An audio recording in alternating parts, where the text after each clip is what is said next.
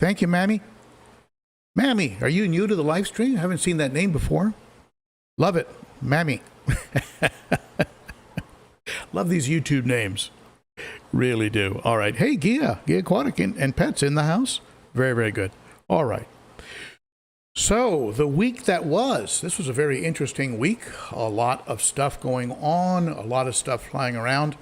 One real good outcome of the whole thing was in watching the KG Tropical live stream, I became aware of, and I had actually subscribed to him before, but we're kind of in different worlds, and so I wasn't really that in tune with him. But I became aware of Lucas, LRB, it's LRB Aquatics, I think his name's Lucas, and I watched his live stream. I ended up connecting with him, and it looks like we will end up doing a. It looks like we'll do some kind of a a collaboration where we'll both appear on a stream, and hopefully we can work that out, and we can talk about just the different worlds out there that sometimes they can come together a little bit abruptly, and sometimes there can be some misunderstandings, sometimes some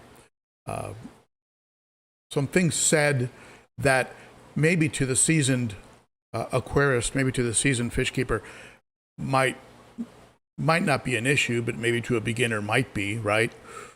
But if I went to a saltwater aquarium YouTube channel and they were talking about daily dosing of certain minerals or coral life or things, I certainly wouldn't take away from that I was gonna now maybe I should do some daily dosing on my Livebearer tank.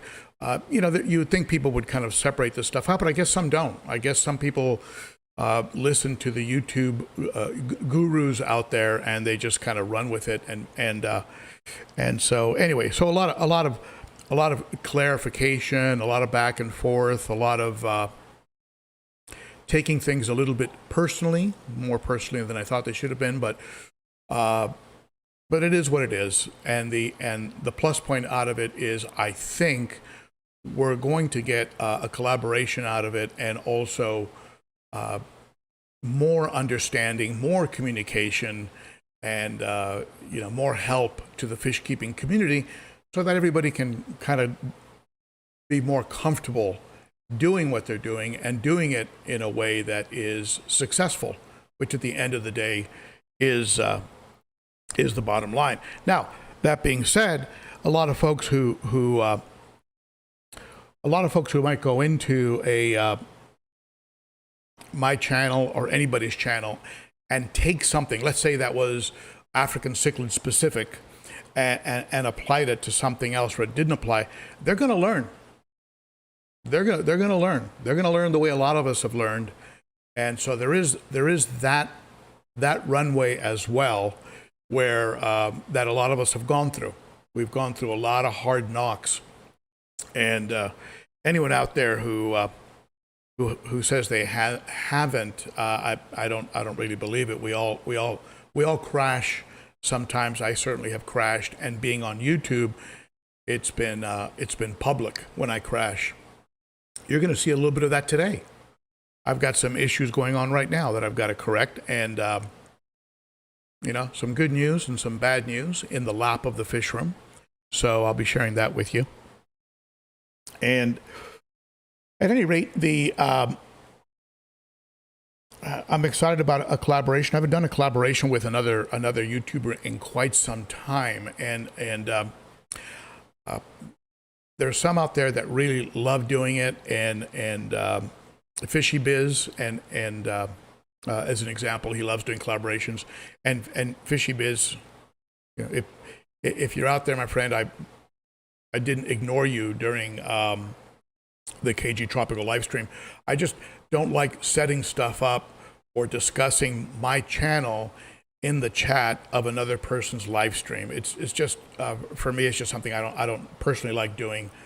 Some people do it. I don't, and probably John wouldn't have cared, but just not something I'd want to do. But yeah, if you want to get together for a collaboration, that would be fine. Just let's just hook up on it. So, at any rate, it was an interesting week, and I have some points to go over with you about fish health that I hope you'll find interesting. And also, I have a lap for you of the fish room, and then I want to take up all of your questions, including Salient Aquatics comment on Blackbeard algae. So let's go ahead and start off with our weekly lap of the fish room, and I hope you like it. And then we'll get into some of the things that I talk about on the lap and your questions as well. And I will go back and review the chat and see what you folks have your mind, what you're talking about. So let's go ahead and start off with a lap of the fish room. All right, welcome to this week's lap of the fish room. Let's take a look at what's going on in here, and then you can share your comments. Let me know what you think and what steps you think I should take, what fish you think I should add. Let's get it underway. Well, there's some good news and some bad news in today's update, and we'll get to it. This is the side view of the 210-gallon South and Central American tank. I love the side view of an aquarium. Love the depth. But everyone in this tank is doing fine.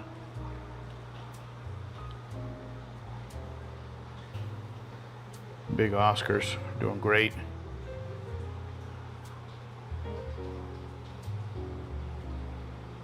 Still hanging out like buddies. Two Cichlids seem to be weathering it okay.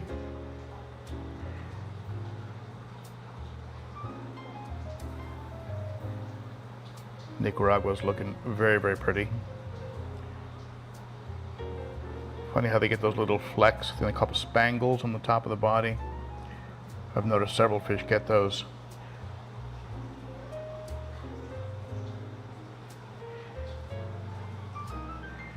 She's probably going to hide in her cave when I get closer. Let's see. Come on, Salvini. Come on out here so we can see you. Beautiful fish.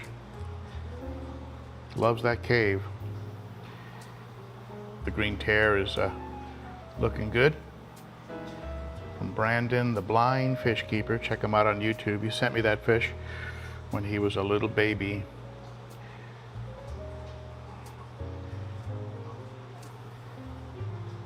Big gentle giant, probably pushing over 10 inches easily. Big vieja. And here's the Jack Dempsey. Female, from what I understand. I was told it's a female. I'm not an expert in sexing South and Central American cichlids.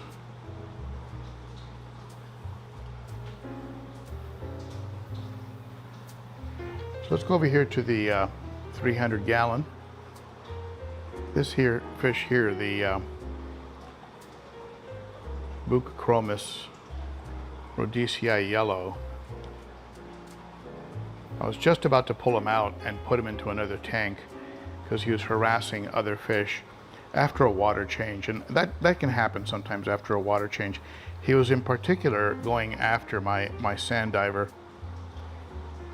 and I was not going to let him beat that sand diver up, so I was just about to scoop him out with a net. Even went after him a couple times, but then he calmed down. In the meantime, there are two fish missing from this tank, and I'll get into that in a second.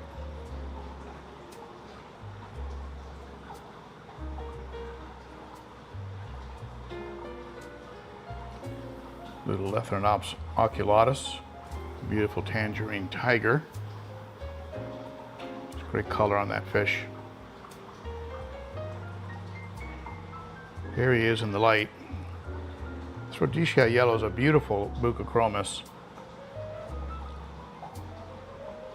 Just a stud. Really has a lot of attitude. Nobody really messes with him. Even the living stone eye leaves him alone. This Fusco, despite being pretty hefty, is turning out to be pretty mellow. Same thing with this eye biter. Doesn't really want to get into it with other fish. Quingi's pretty peaceful. Quingis are normally peaceful. Venusus is very mellow. Doesn't act like a Venusus. Very yellow.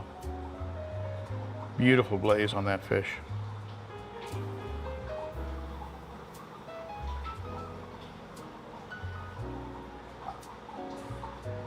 Let's see, who am I missing?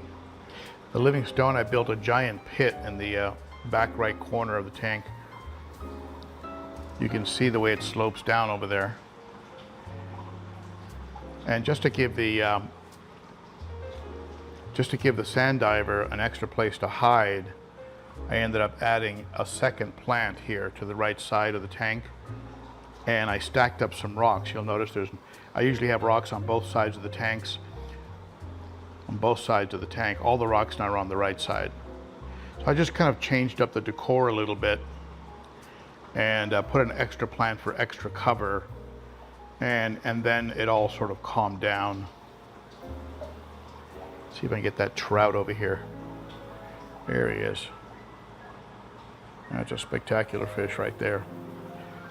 All the fish in this tank, of course, are from the Cichlid shack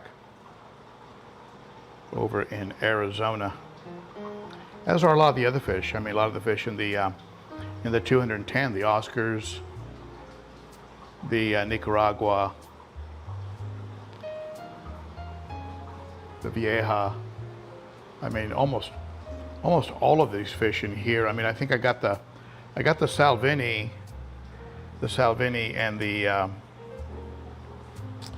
and the Jack Dempsey and the Firemouth were acquired locally.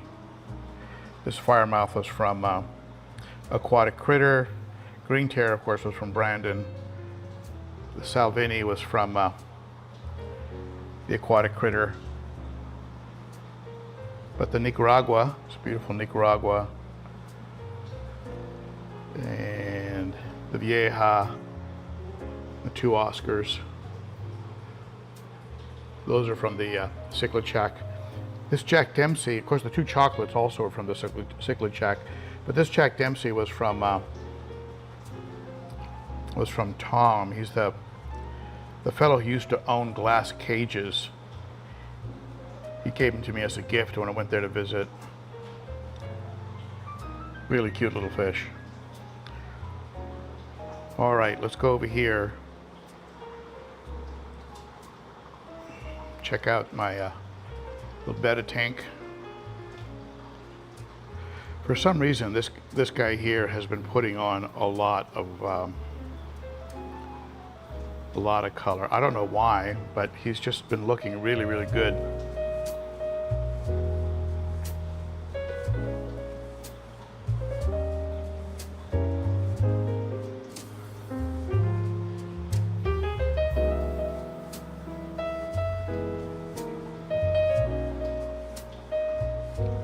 Just a beautiful combination of colors.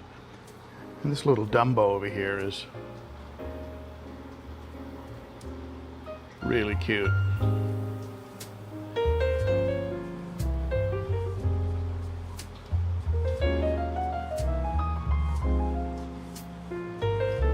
Love the way that this type of Betta will move their fins. And it's funny, he's getting all flared up about something, but I don't know what. Just trying to stare me down. Here comes the face off.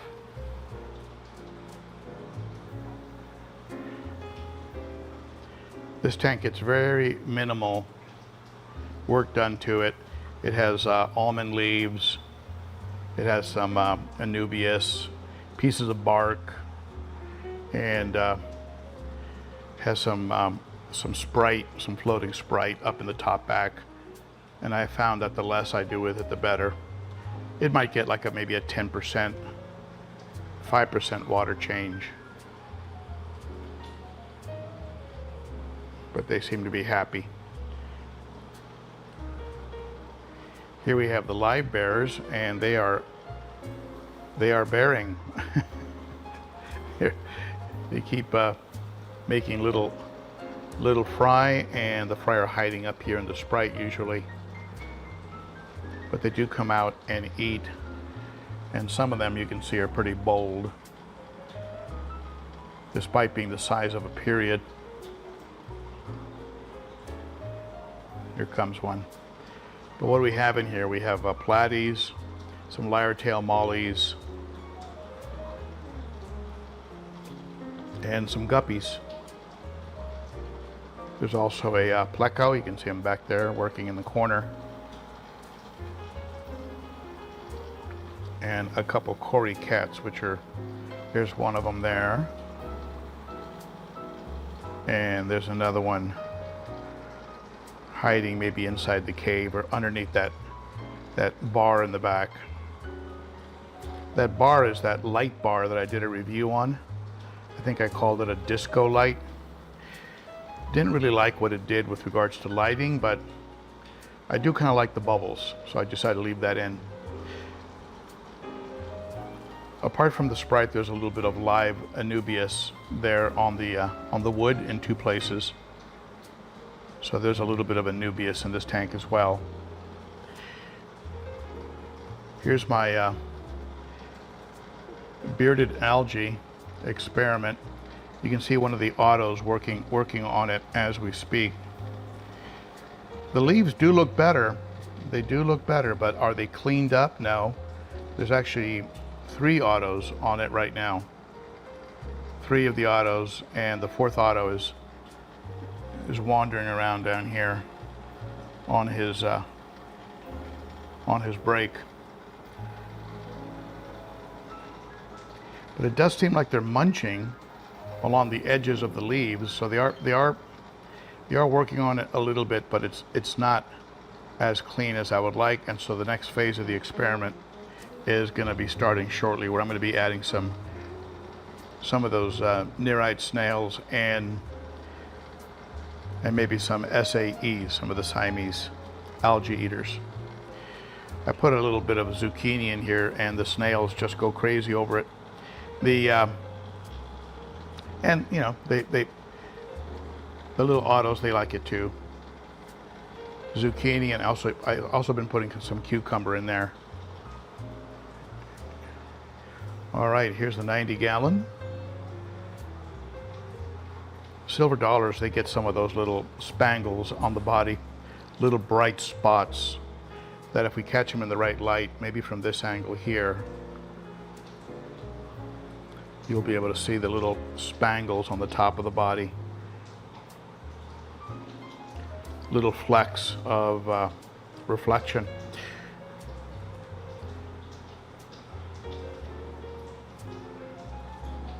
I'm seeing more of a pattern in the face of the gold spotted sebrum. You can make out the pattern on them there,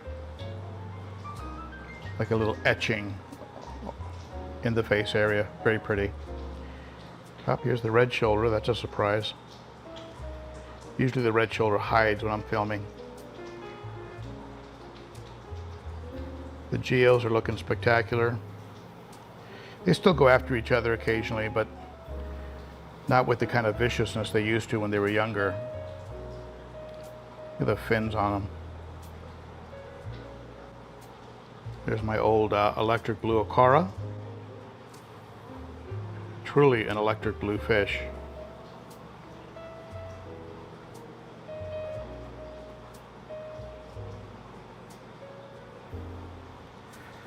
There's an AC Hecali in here. There he is, right in front of me.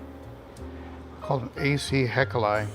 They get these real pretty trailers, and if you look at the ends of his dorsal fin and the tips of the tail, he's got these little trailing threads.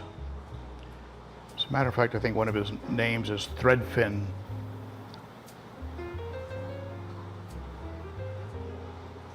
You see the little red, little threads, and those get longer and longer as they get older.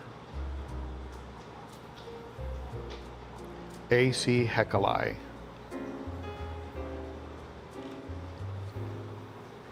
This tank is the one tank that's due for maintenance. The other tanks are all up to date.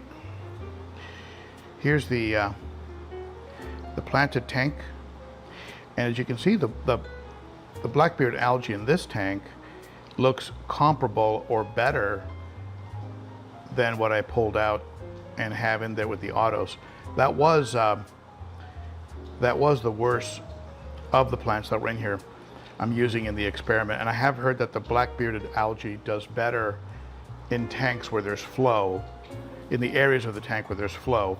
So the other Anubias was right here, and so it got some of that black-bearded algae, probably because it was getting the flow from the filter, from that hang-on back.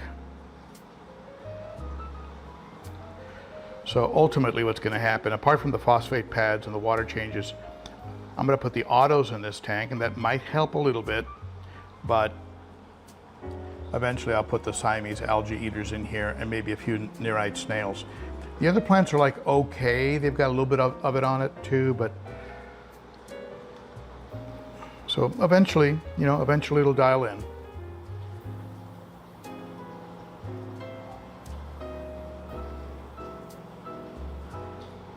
But for my first ever real planted tank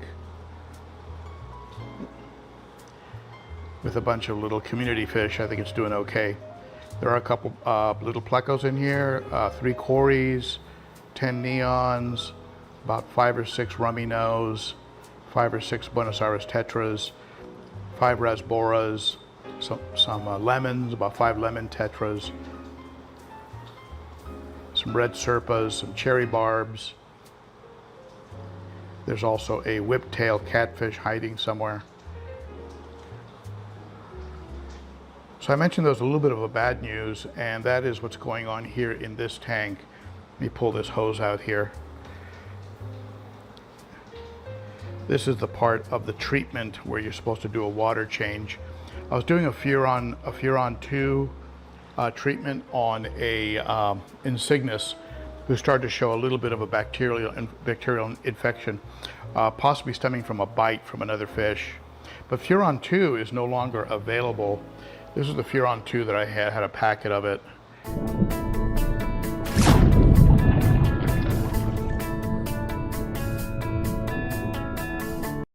All right, I'm not really sure what's going on with the picture on that, but what you were about to see on that lap was the 55-gallon that, I'll just turn the camera around and show it to you.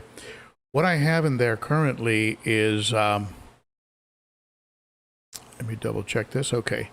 What I have in there currently is the Otopharynx tetrastigma, who was having some difficulty staying upright in the 300-gallon. So I think the Otopharynx tetrastigma has just reached the end of his life cycle. I mean, he just looks old, very, very tired, kind of beat up. Now, interestingly enough, since I put him in the 55, he's sort of straightened out again, and the 55 has a lot less flow than the 300. So maybe he's finding it a lot easier to stay under control and to control his body.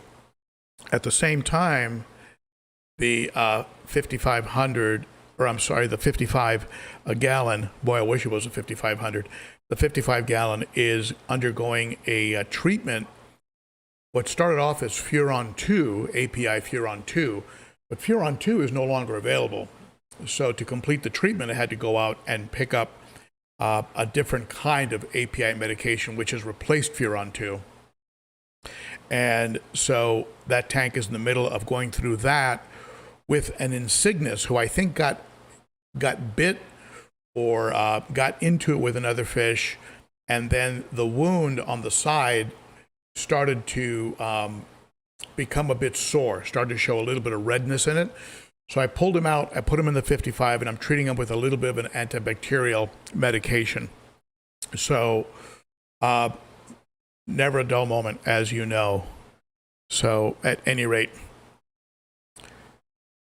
yeah, there's been some technical issues today. I'm not sure what's going on. If I need to reload my my OBS live streaming platform software, we'll see.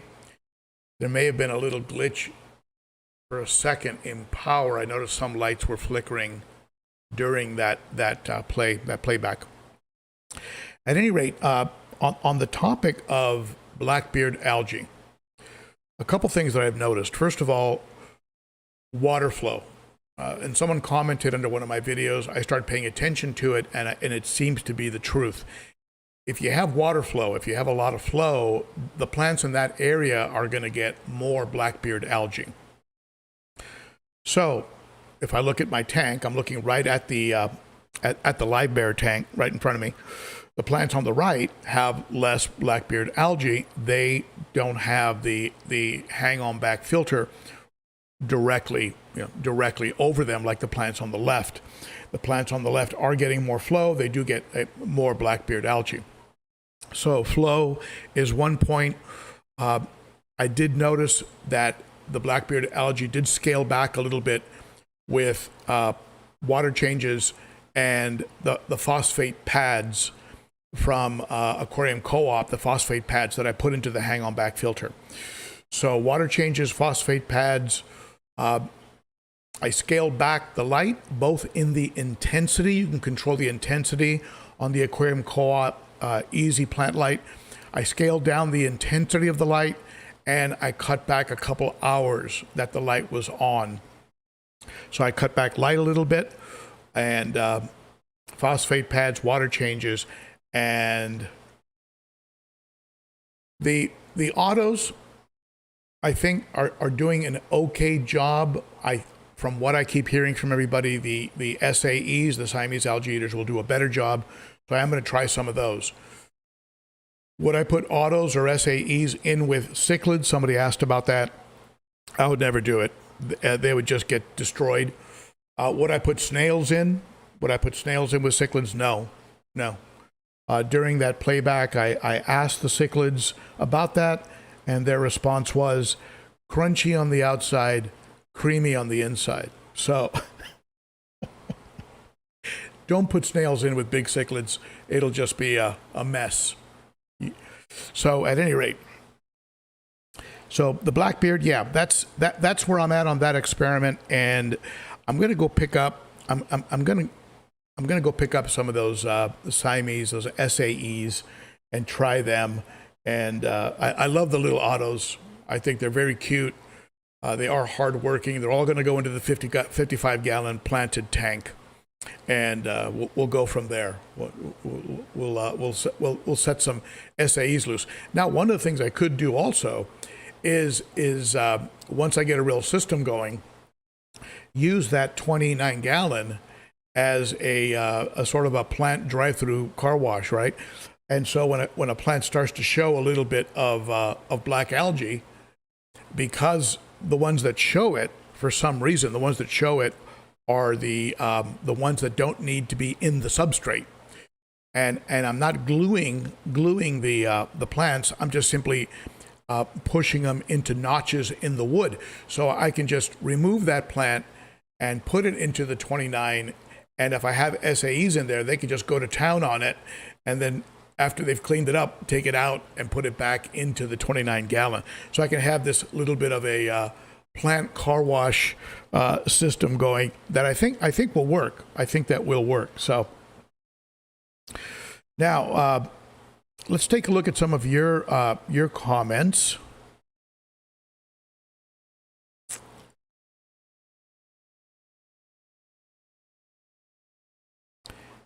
Let's see here. I'm going back onto the chat. And if you'd like to, I can show you the chat. And you can be famous for a second. There you go. Who can read that fast?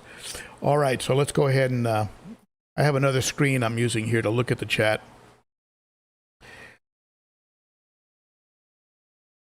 Now, saline, I hope that helped on the Blackbeard algae. It's really ugly, and nobody likes it. Algae does show up in new setups. It can show up in a new planted tank. I mean, it's not that uncommon. Not really that uncommon. So now when it comes to green algae, you know, I'm kind of selective on cleaning it up because I kind of like the way it looks. It's a nice natural look. It adds oxygen. It consumes nitrates and ammonia. Ammonia first, nitrate second. I don't mind green algae. I do mind if it's on the front panel. I don't like it on the front panel, so I will take it off of there. All right, let's see. Country Strong and Free 59 is a ham radio code for great audio.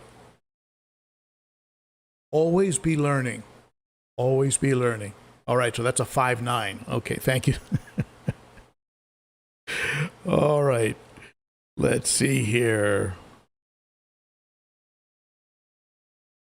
You know, when you're doing live streams, you know, the biggest panic you have is reading audio gone, picture gone, picture is pausing, hanging up. You know, it's like a nightmare.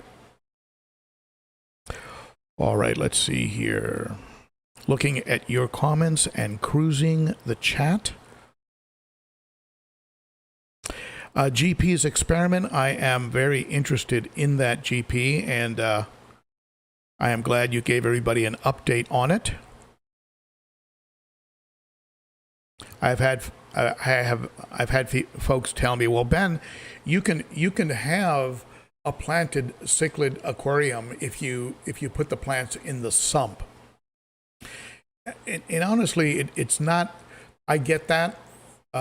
You can also run your water through an aquaponics system, you know, with a pump that, you know, sort of like half man, half cichlid did, right? Create an aquaponics thing. It's just not something that I really want to get into right now, so it just doesn't interest me. And plus, I've heard you do need a very large amount of plants to make a noticeable difference, a significant difference in an African cichlid tank where you have these nitrate factories, you know, these ammonia factories. These fish, they eat a lot. They release tremendous amounts of waste. So you really got to have quite the plant setup, and you got to put a plant light under the tank over the sump. Not just not a project I'm interested in doing right now, but yeah, it is doable. I've seen people do it. Inventory King in the house, reminding us that daily dosing is a must in a coral aquarium. How are you, buddy? Good seeing you. And if you want to see some beautiful corals and some beautiful plumbing, which I've been envious of for quite some time, go see Inventory King's channel. Just a beautiful, beautiful, beautiful setup. And okay. Davey Larson, we're humans, far from perfect. Amen to that. Thank you, Angelo. Very sweet of you. Let's see here.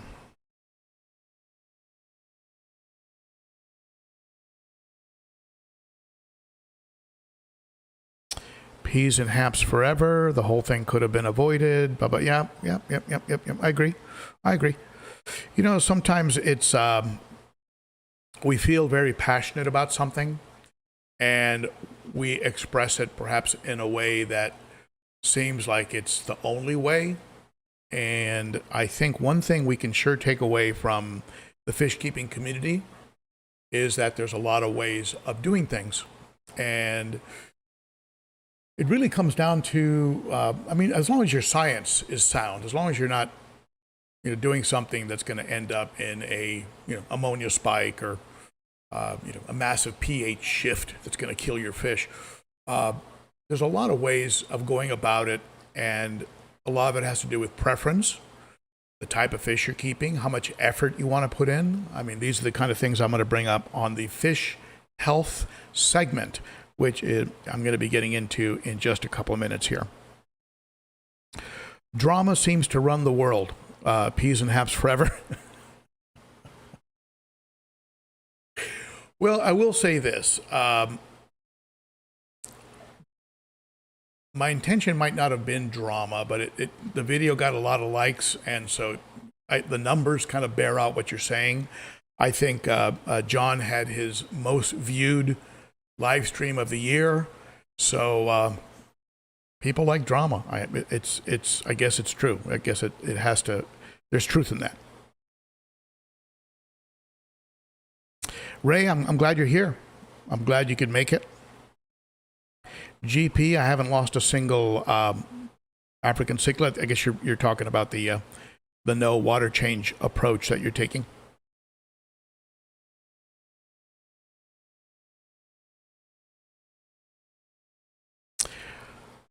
Michelle, don't give up. Don't give up. In the fish community, you're gonna, if you go to any channel, including mine, you're gonna run into videos where the person is saying, I was this close to saying enough is enough. I tuned in. I was just kind of cruising around, and I tuned into is it called the Secret Life living in your aquarium? Something like that, maybe. Secret Life, something along those lines. And very nice gentleman, a lot of very natural tanks. And it was real funny because it was right after I released the video on water changes, where one of my final tips in that video is do periodic tests of your tap water, even if you're on a well, because crazy stuff happens. Things seep into the wells. Water treatment plants do massive cleaning of their systems and super chlorinate, super ammonia, dose the water. So it's a good idea so I'm cruising around, I run across this person's channel, and just about all of their beautiful tanks have turned into just disasters. Fish loss, massive amounts of algae buildup, and the final verdict was a massive ammonia dosing by the local treatment plant. So, and again, I'm sure as he's been going through this, there's been some thoughts in his mind like, man, here I am on YouTube. I've got this dumpster fire. Is it worth it? Should I throw in the towel? I mean, we all bump into that. So anyway, Michelle Crisco, hang in there. You will come away from it stronger, I assure you, and a better fish keeper. All right, let's see here. Hey Frank Vera, ¿cómo estás, amigo? Me da un gran gusto en verte aquí en el live stream. Saludos. Let's country. I am cruising the chat to see your.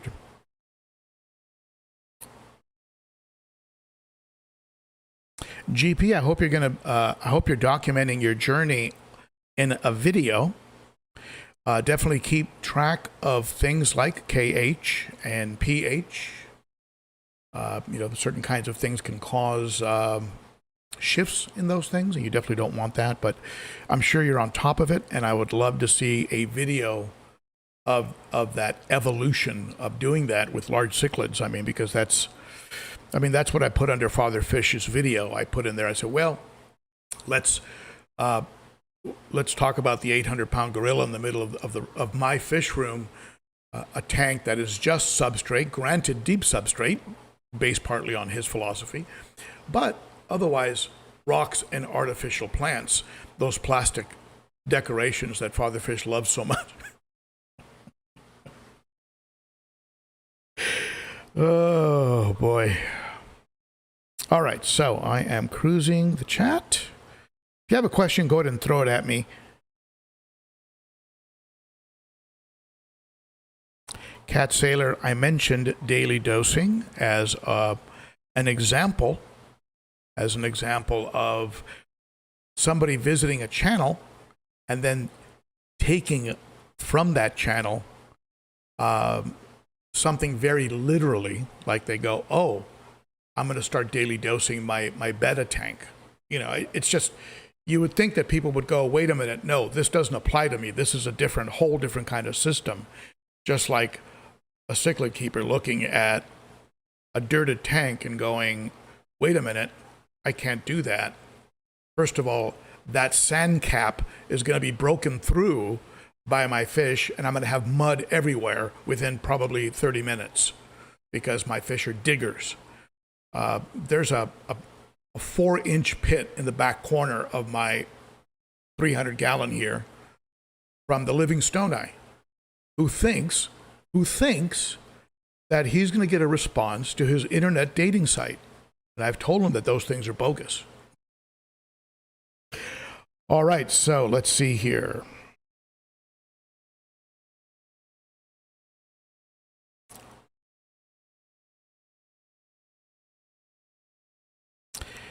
And I'm not sure when you came on.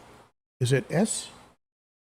Boy, I have trouble reading the red when people write in a red letter, but let's see if I can enlarge this and see it. Well, let's just say 655. Certainly seems the divide is between mid-sized to nano average fish and Central American Malawi hapta peacocks, which demand very different. That's true. And like I said earlier, I pointed that out, that someone said, well, you know, you could put a plants in your sump and get a similar sort of outcome. And it's like, yeah, if you want to go down that route, yeah, why not? If you want to, I guess. I've got the deep substrate, but I'm not going to put a sand-capped mud bottom because, like I said, that the ACs and the South Americans, they'll get to the mud real quick, and you'll have a nice mud tank.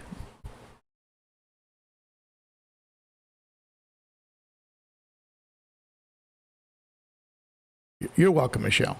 I hope that helps. We all need a kick, a pat on the back, a little encouragement. You know, we all need that every now and then because this hobby does deliver setbacks, and it just does. James Luther. Hi, James. Are you new to the stream? Why don't I recognize your name?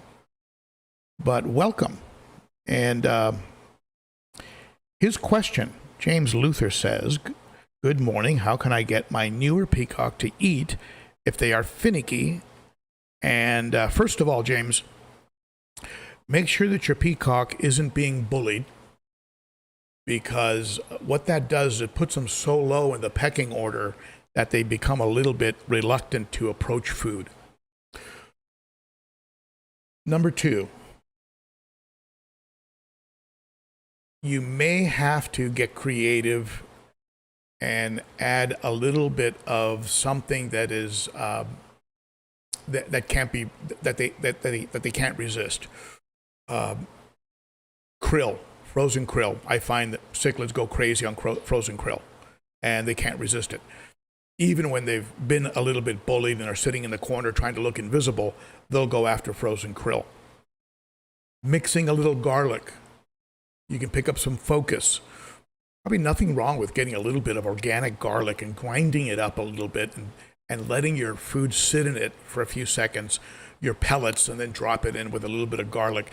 That can make it irresistible. So give them something irresistible.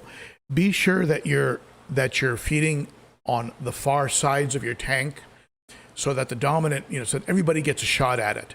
If I don't feed on different sides of my African cichlid tank, fish like the bicolor 500, the Lethrinops oculatus, they're not going to get the food. They're not going to eat. So I've got to really go to real fast, drop some here, drop some there, drop some here, drop some there, and that way everybody gets a shot at it. And be sure that you're using some sinking food so that fish that that hang out at different levels in the aquarium eventually have something get to them. Now, this can be a real problem if you have, let's say, Synodontis, clown loaches, things like that, cories, not in your African cichlid tank. Please don't put cories in your African cichlid tank. But when you have very aggressive eaters, they sometimes can never get to the food. So you got to get extra creative. Put caves in there and put the food in the cave, and it can get pretty wild. But I hope that helps. Somebody hit me with a super chat. Let me see. Where's that super chat? Ray. Hey, Ray. Thank you, my friend. I appreciate that. Very nice of you. Your super chats help me keep the show on the road. Talking about on the road, I will be in Daytona, Florida, and I will be speaking in June at I think it's the East Tennessee Aquarium Society in June in Knoxville. And if you're in East Tennessee, come by and check it out. So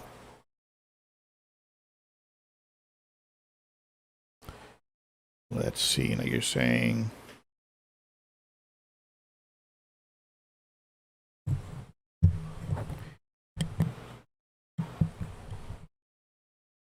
might be time for a new microphone. Ray, I think I'll take those $20 and maybe look into getting another microphone. All right, let me check one other thing.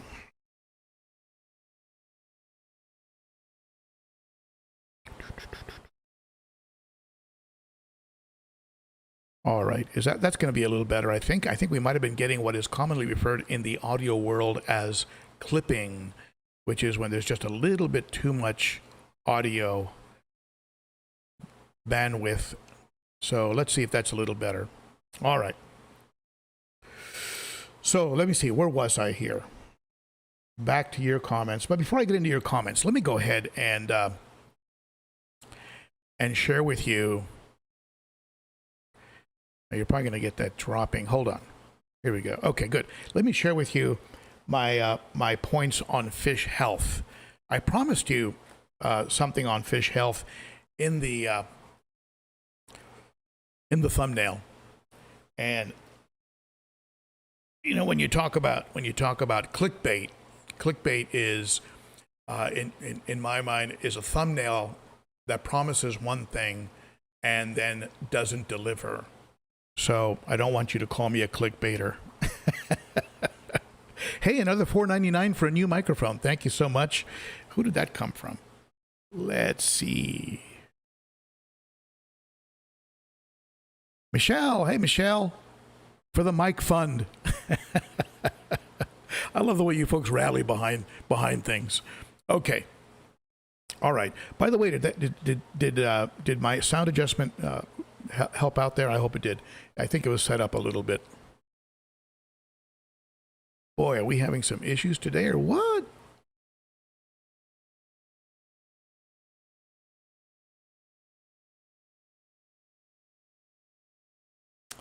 All right. Am I back on?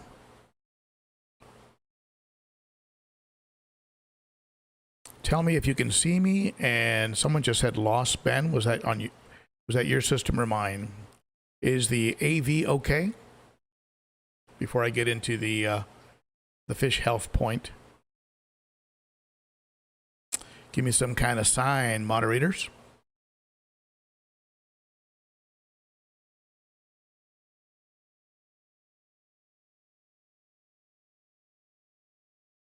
Yes, all good. Thank you, Anthony. Appreciate that. All right, let's talk a little bit about fish health.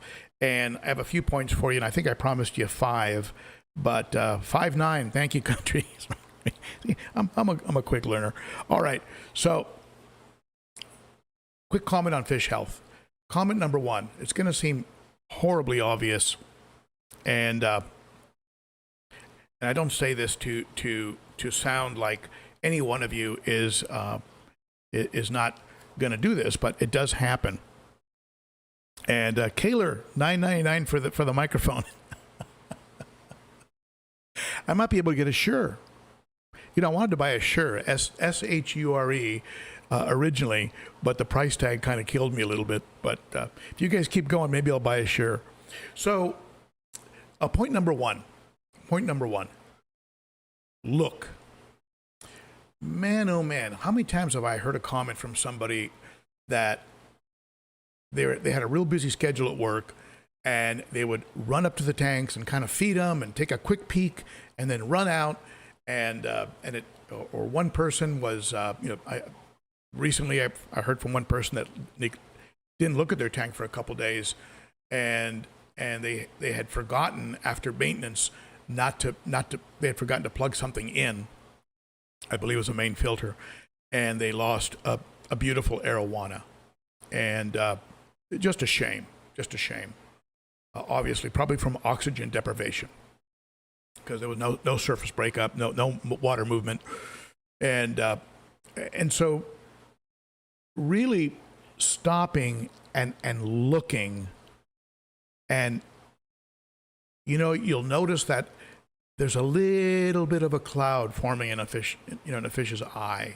You'll notice that a fish is clamping his or her fins a little bit more than usual, or one fish has lost interest in feeding and eating, and so, but you gotta sit down and look and take it in, watch the dynamics of the tank, and that'll give you an early tip-off that something's afoot, something's going on, and then that takes me to point number 2, is respond. Really respond quickly. Don't let things become aggravated. I think that's how my Autopharynx ended up losing one of his eyes. I should have pulled him out immediately. I just did a couple of water changes and hoped that water changes would clear it up with clean water. I probably could have given him a bacterial treatment and in a separate aquarium. And so fast response, that also requires that you have some meds on hand. Have some Furon 2, have some General Cure, have some Paracleanse, have some IC-X, have some meds, have some salt, some aquarium salt or some, Fritz salt, have some of that stuff laying around and ready to go. So, hey, Cichlid Kings jumps in. Thank you, my friend. Let me go on to Amazon and check out the prices on those Shure mics. All right. So, fast response, which means that a couple things. It means you have to have an aquarium that you can set up very quickly, or have one already set up. And if you have big fish, that means you got to have like in my case, a 55-gallon hospital tank, and you have to have a lot of meds, because to medicate a 55-gallon tank, I'm using 5 of those Furon packets with each treatment. So that's half a box of a $15 box of meds. So that's $7.50, and I've got to hit it 4 times, right? So $30, and so you got to have the meds available, have a tank available, be very confident in your ability to quickly set up a tank, so that maybe you need to get a tub, a Rubbermaid tub. You throw some water in there from the tank, maybe 20 gallons from the tank. You throw some a heater you have laying around, and some filter media from an established tank, a little bit of conditioner before you put the filter media in, and you're good to go. And you've got an instant hospital tank. So just be ready to respond to what you see after doing step number 1, which is look, right? So look, respond. Step number 3, recommendation number 3. Hey, Warren. Thank you, Warren. We've started something with this mic fund. Always, and I say this all the time, always be learning. Always be a sponge. Be a sponge. Be a 20 ppi sponge for information. Research diseases so that you can understand and know what you're looking at very quickly. So even if your fish are not sick, Google fish diseases and become familiar with how a bacterial infection might look. A surface bacterial infection can look different from colomaris, or how velvet and certain funguses can look a little different, so that you can, part of your response and your rapid response is going to be hitting it with the right kind of meds. I lost a lot of fish one time because I used the wrong med. I misdiagnosed. So research disease, research the proper kinds of med that goes with each disease. Also, along the line of research tank mates. Make sure you have the right tank mates together so that they can be happy in the right water parameters and also are not going to destroy each other. Research filtration. What are your options? When are you going to be ready for a canister? I just released a video on canisters and when they're appropriate and when they're not appropriate. When is a hang-on back a better option, or just a plain sponge filter? Should you get into or look into undergravel filters? How about sumps? When is a sump the best option? When is a combination of filters the best option? How do you maintain a sump? How do you maintain a hang-on back? What media do you stuff into them? What order should that media be in? How much should you spend on media? Should you go with cheap options? Should you go with all sponges? Should you go with high-end? Research. Always be learning. Always be learning. Now, that being said, be real slow to change a working tank. No matter who said what, it doesn't matter what the source is on YouTube and how good the idea sounds. If your fish are healthy, they're eating, they're colorful, they're active, I would be very reluctant to make any big changes, because you're messing with something that doesn't need to be messed with, and you're messing with something that can get shocked, and a shock to the system can create havoc. So be slow to mess with a working system. My philosophy is mess less. The less you mess, the better. The less you mess, the better. And this is from a guy that used to mess all the time, and I used to mess because it gives you content on YouTube. Well, you know what? They'll love to see me replace this substrate. They'll love to see me do a complete, turnaround. This will make good content. This will make, man, oh man. Shame on me. So anyway, be slow to mess with a working setup. Next tip on health. Don't ever compromise. You can cut corners in a couple areas, maybe, but don't cut corners on food. Look at the ingredients in your fish food and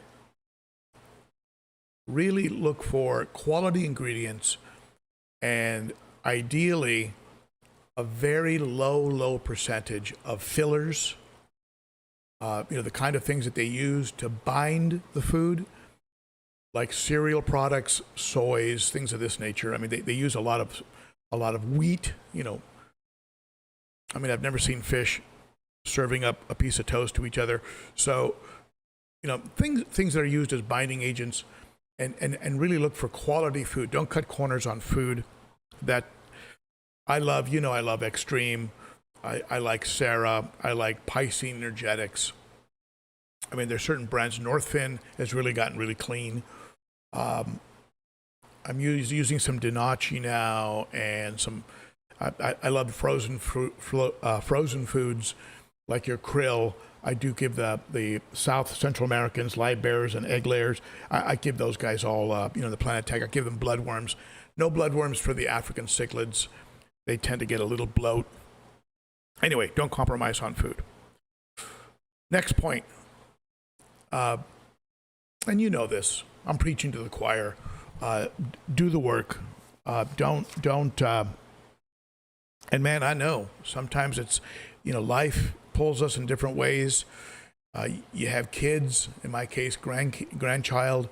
Your time gets tight, and it's easy to not do the work. It's easy just to sort of, skip this, skip that, and I'll put that off for next week. Now, I will say this: if you watch my last video on testing the aquariums, by testing, I have gotten so that these big tanks, I can do a top off and maybe a filter sock change one week and then do a water change the next week. And I'm okay.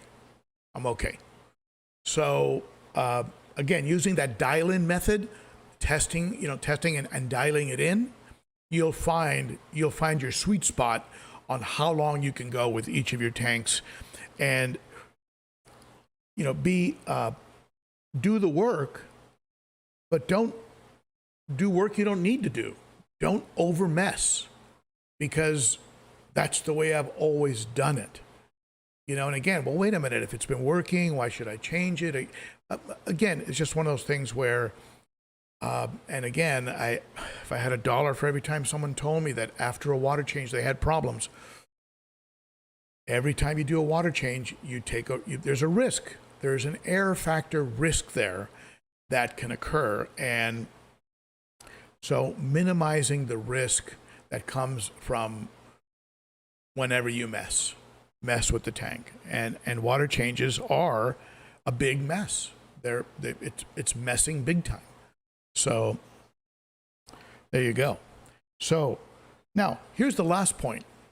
And it seems like it bears repeating even more now, probably in the last couple of weeks than ever before. Have fun. Have fun with it. Don't take it too seriously. Don't take yourself, YouTubers, including me, don't take yourself too seriously. We're talking about fish. We're talking about a hobby that we love, but at the end of the day, keep it light and keep it fun. Have fun with it, and spend time sitting there and getting the therapeutic benefit of watching these beautiful little creatures float around in these glass boxes. Man, your blood pressure is going to go down, your heart rate's going to go down, you're going to be breathing a little deeper, and for just that moment, you're going to be able to take your attention off of your bills and politics and drama and whatever it is that's going on in your life. You can tune out and just get the therapy that these fish are going to be offering you, and enjoy it. Don't always be looking for something wrong. And I've talked to folks about this. Oh, every time I look at my tank, I'm worried about this or I'm worried about that. And look, I'm talking from a position of mature tanks. And in the beginning, there's going to be hiccups with brand new tanks. They're a little more fragile. And so I'm not trying to bully pulpit or, say, all I'm saying is relax, sit back, enjoy the show, and don't take it so seriously. There's no fish war worth getting into. There's no that person's tank isn't prettier than your tank. That person isn't better than you. That person isn't. Man, oh man, we're keeping fish. Enjoy it. Just have fun and enjoy it. These are beautiful creatures, and we're all sort of blessed in a way to have the ability to keep them in these glass cages and have them be part of our lives. I mean, like sort of bringing the rivers and streams and waterways into our home is just such a blessing, such a pleasure. So that's it. Those are my my points for fish health, and I guess the last one actually gets into personal health, because if you take yourself too seriously, if you take this too seriously, if you get too worked up, your arteries are going to harden up. It's not worth it. It's not worth it. Enjoy yourself, and also get outside, get some fresh air, get some exercise. The weather is good, and anyway, let's just enjoy this short little moment. As someone I admire once said, you only get 70 to 80 trips around the sun. It's hardly worth a nickel. Enjoy it. So, all right. Any more comments? Any more? Did I miss any super chats? If I did, I'm sorry. Thank you so much to those of you who support the channel. And Kaler's Aquatics. Did I get that? Kaler's Aquatics, thank you so much. Cichlid Kings, thank you so much. Warren Venter, thank you so much. Davey Larson, thank you, my friend. And you've all been very, very generous. And you know what I did, what I forgot today? I forgot to give a shout out to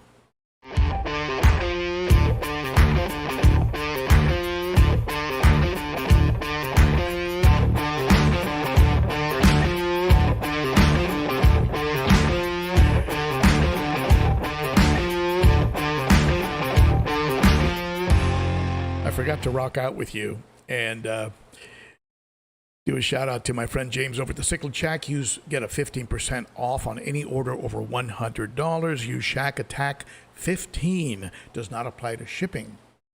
He will ship by FedEx or by air cargo, Southwest Air Cargo.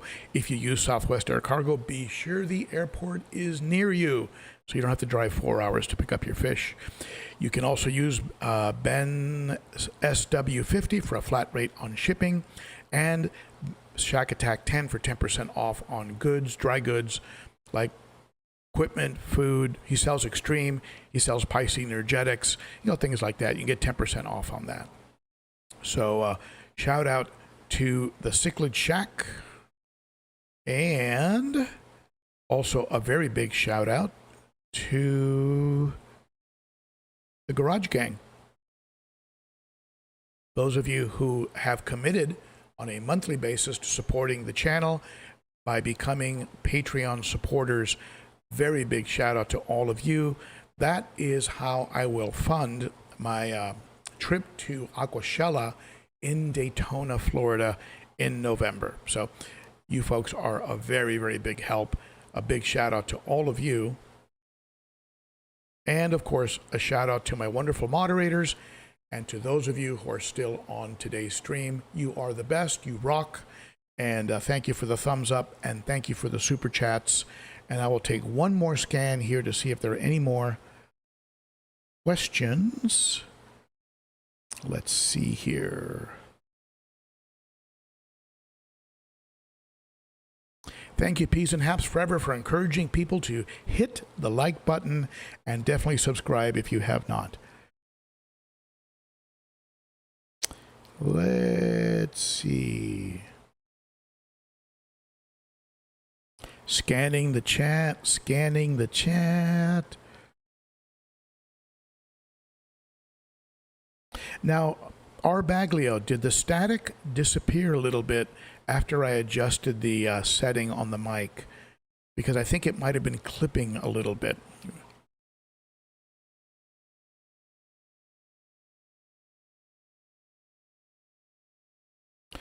Country Strong and Free, I like to water change, but it seems to what stresses fish out. Yeah, anything you do in there, and Country Strong and Free, not sure if you saw my last video, but anything you do with the tank, work on your filters, clean the glass, rake the substrate, vacuum, all of it produces stress. So the less you can mess while not compromising the quality of the tank, the better. So yeah, I hear you.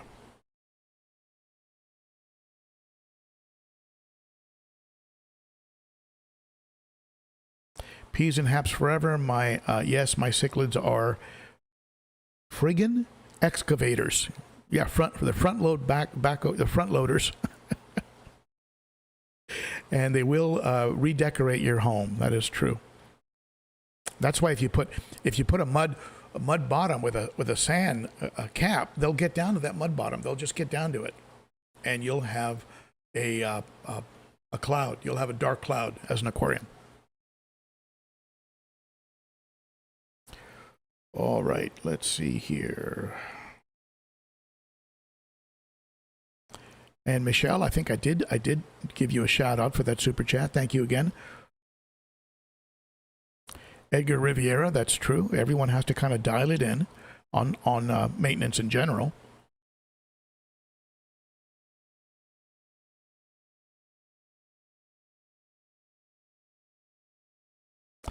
And Cichlid Savvy.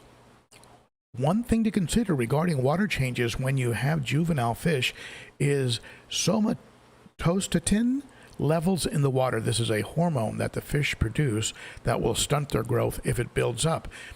I'm not sure if you watched that last video I did, but yeah, definitely like fish breeders, people that are selling, they're trying to get their fish to get up in size quickly. Man, they're changing that water because they want to get rid of that so that the fish gets up to size quickly. They can sell a bigger fish for more money. So yeah, that's right. You don't want that buildup. I've heard discus tanks. One of the reasons you want to change that apart from keeping pristine conditions, of course, is you want to go ahead and get that maximum growth. To get a discus to get up to the size of a plate, right? You got to really keep them in pristine water. Let's see. Samark 655, Chinese algae eaters can become opportunistic slime and scale suckers. I'm not going to get the Chinese. I've heard the Siamese, the SAEs, not the Chinese algae eaters. I've heard they can become very aggressive, so I haven't actually been wanting to pick up any of those. But Siamese, and they're different, I hope. I'm talking about different kinds of algae eaters.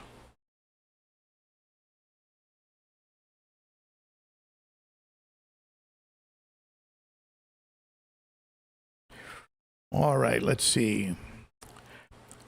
Appalachian Aquatics 10 gallons is great for medicating, although the larger Cichlid 7 Plus, a 20-gallon long, is better. Yeah, you're going to need at least 20 for some of the cichlids. I'll turn the camera around like I promised you so you can see what's going on with my the fish that I'm currently medicating.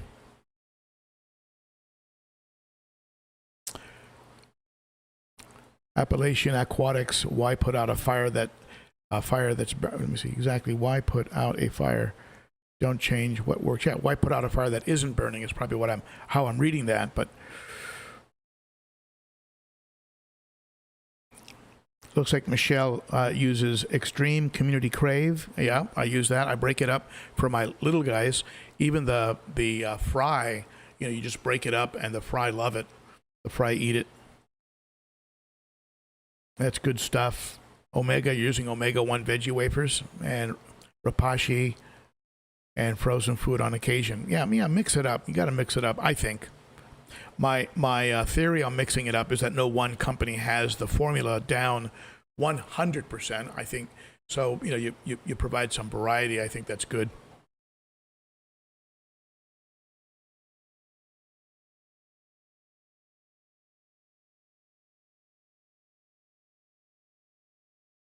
Edgar Rivera, an espresso by your 240. That's one of my favorite things to do. Nice cup of coffee by the aquarium, and life is good.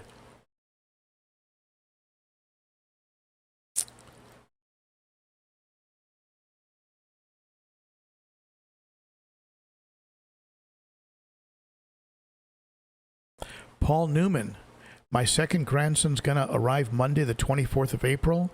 He will have his first birthday on the day of a total solar eclipse. Congratulations, Paul. And just keep an eye out because He might be a warlock. I've been watching too many Netflix. Born on the day of a total eclipse. Congratulations, my friend. I love being a grandfather.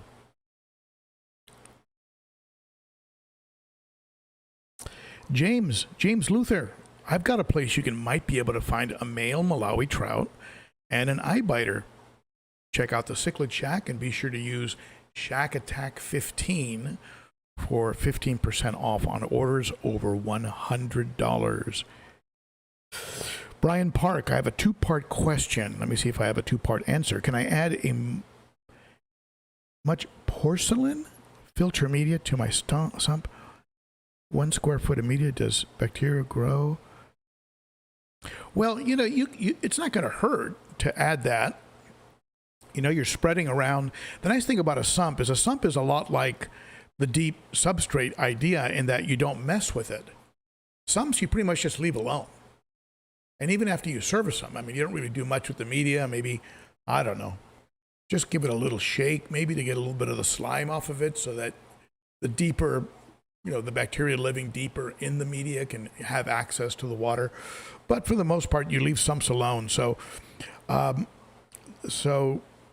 it's not going to hurt to throw some rings in there, things of that nature.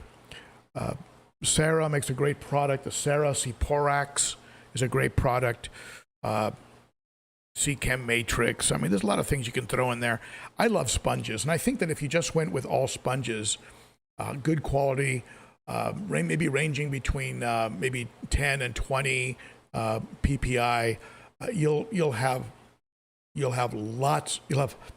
good flow through. You'll have an inexpensive alternative to that media, but it's not going to hurt to throw a little bit of fired, some of the porcelain type media in there.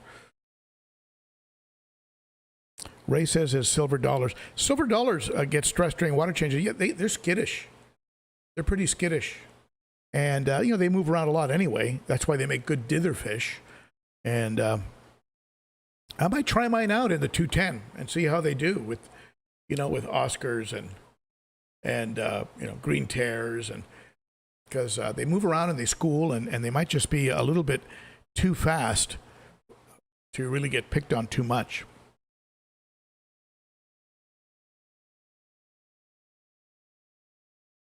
Peas and Haps Forever. Can someone come here and rearrange my pantry? This is what the wife has decided I'm doing today. Would much rather be doing tank maintenance.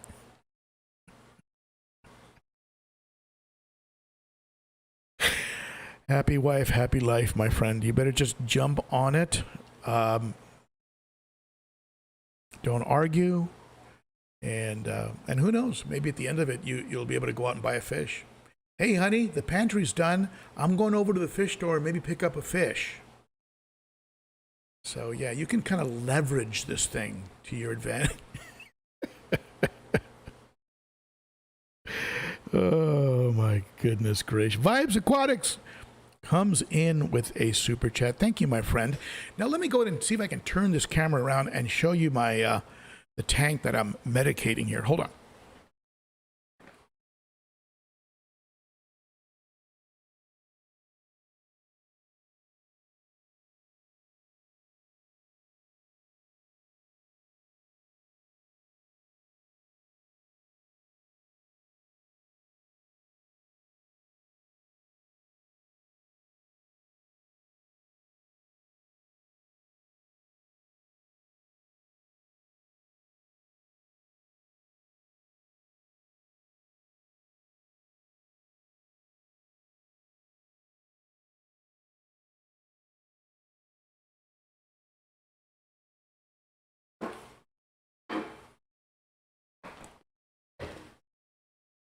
This is the situation in the 55 gallons. So you can see the Autopharynx tetrastigma is,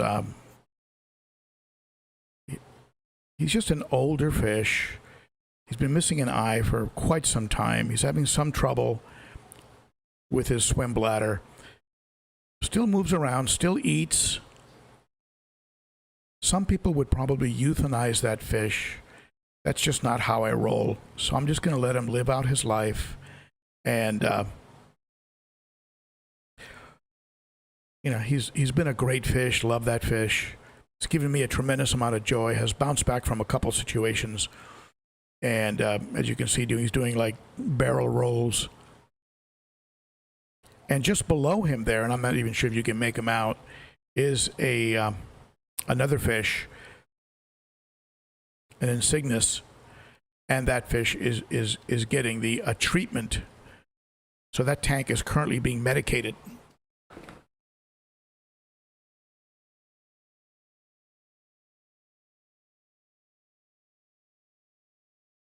I started the medication with I started medicating him with Furon 2. And hold on.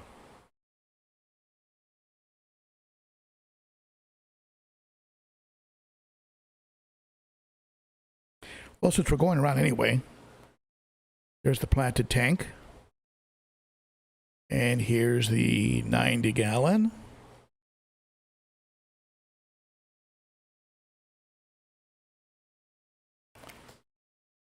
So he ended up with a live lap of the fish room, after all. There's the Livebearer tank. Betta duplex. All right.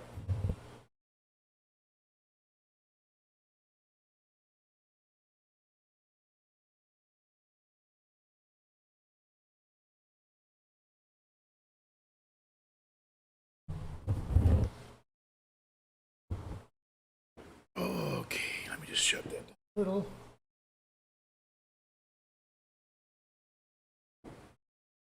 Okay, so yeah, I had to start I started the medication with this API Furon 2.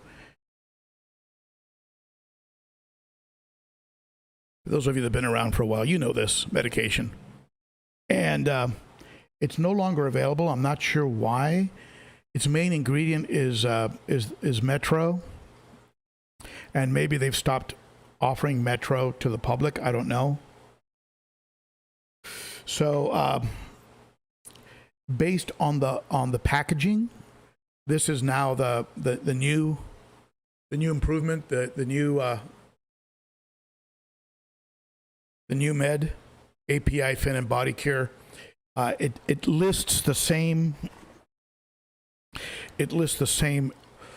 issues on the front, and but its main ingredient is not Metro. It's doxycycline hycolate. Doxycycline hycolate. You dose it the same way, 1 packet for every 10 gallons. So if you're dosing in a big tank, you're going to run through a lot of these packets. And something like this can run, depending where you get it, anywhere from $12 to $16 for 1 box with 10 packets. And so again, bigger fish, bigger hospital tanks, bigger money. So just something to always keep in mind if you're looking at creating bigger fish. Yeah, the swim bladder is, is an issue. GP, obviously. And anyway, I really think he's just at the end of his life cycle. And when you buy larger, fully colored up fish, you like I've said this before, you're not sure of the age. That fish might be 3 years old. That fish might be 5 years old. And I've noticed that fish go through a breakdown process a lot like animals and people. They start to break down.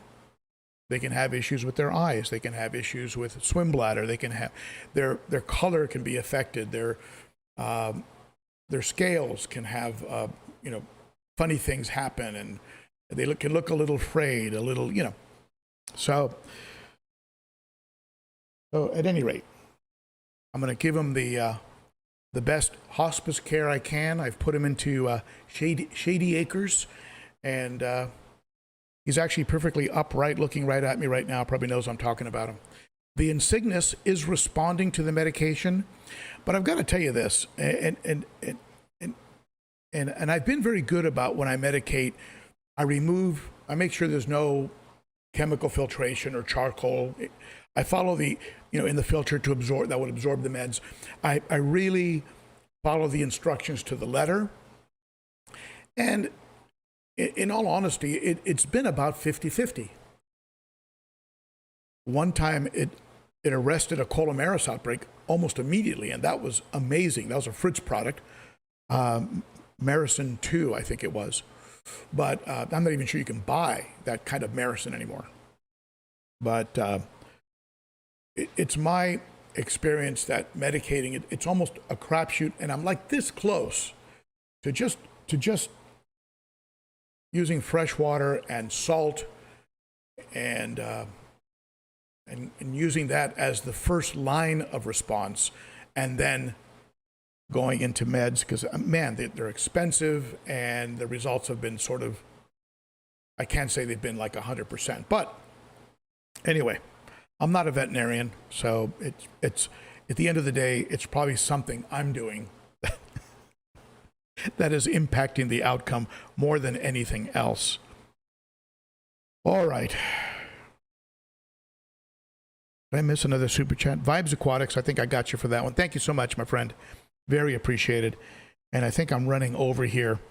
But Angelo, there are instructions in the meds on when you should do the water change. And I believe you do, for example, on the back of this one, for best results, let's see, yeah, remove activated charcoal, blah, blah, blah, blah, blah. 1 packet for every 10 gallons. And then 24 hours, repeat the dose after 24 hours. So you put 5 packets in, the next day you put another 5 packets in, and then you wait another 24 hours, right? And then you change 25% of the aquarium water. And then you repeat this a second time. So another 5 packets, 24 hours, 5 packets, and then a 25% water change. So, they tell you exactly what to do. And I tend to follow it closely. People ask me about Fritzyme 7, bacteria in a bottle, and some people swear by it and got great results. Other people go, well, it didn't work for me. I bet you that didn't work for me crowd, 9 times out of 10, probably didn't follow the instructions exactly the way they're laid out on the label, or they had an expired batch, or they forgot to treat the tank with conditioner before adding the bacteria, and they added it into a brand new tank that was full of ammonia or chloramine or chlorine, and it killed off the bacteria immediately. So you treat the tank with your Sechem Prime or whatever it is you're using, Fritz Complete. Then you add your bacteria in a bottle, or you're going to get, you're not going to get a good outcome. So, all right, let's see here. Someone's talking about genetics. Yeah. There are some stronger lines of fish and weaker lines of fish.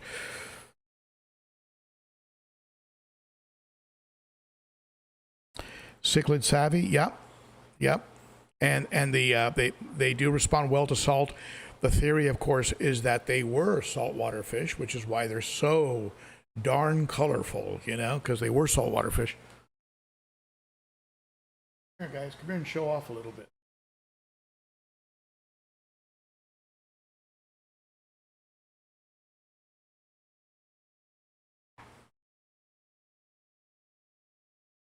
Such beautiful colors, and the theory is that Lake Malawi broke away, like land, water levels went down, land formations, whatever, and these fish slowly over time became freshwater fish.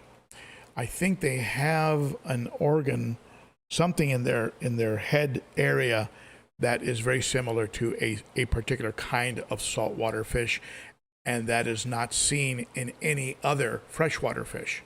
So this is why the theory is that these Malawi cichlids were saltwater originally. But so at any rate, all right. So With that being said, Cichlid Kings, don't get me... Yeah, okay. We're not going to get you started on that. Oh, boy. Gabriel's Glass Boxes in the house. Hello to you, my friend. And for those of you who arrived late, I did mention that I am in discussions with LRB, with Lucas. We might be doing a collaborative live stream. Just something positive that came out of the recent week's activities introduced me or directed me towards there. I watched his live stream, and I liked his calm demeanor, his knowledge, and so I thought I'd reach out to him and say, hey, look, if you'd like to discuss, when different worlds come together, such as the cichlid world and the dirted natural tank world, how those worlds come together and how they can communicate more, cooperate more, learn and teach more. I say let's do it, and so we'll see when that's going to happen. All right. Okay, my friends, you are the best. Thank you to my moderators. Thank you to you for sitting in. Thank you to my sponsor, the Cichlid Shack. Big shout out to the Aquarium Co-op for all their backup. And I think that's it for me. I've used up an hour and a half of your weekend. Thank you, my friends. And I will see you this coming Saturday. And between now and then, be sure to catch the videos that you've missed and watch for some new ones. Not sure what I'm going to be doing. I'm sure I'll come up with something. All right. Thank you, my friends. See you again soon.